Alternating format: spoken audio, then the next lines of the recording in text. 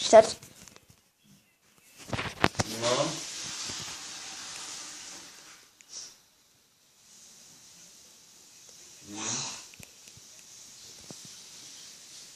No. No to nic. No, bo tutaj to w ogóle zwierzęta, te weterynarze to mają ceny z kosmosu, nie?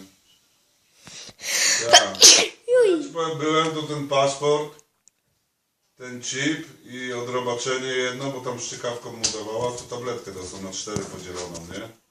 To 155 zł. Stefanek, Ty też wie.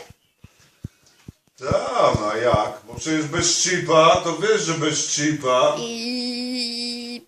ale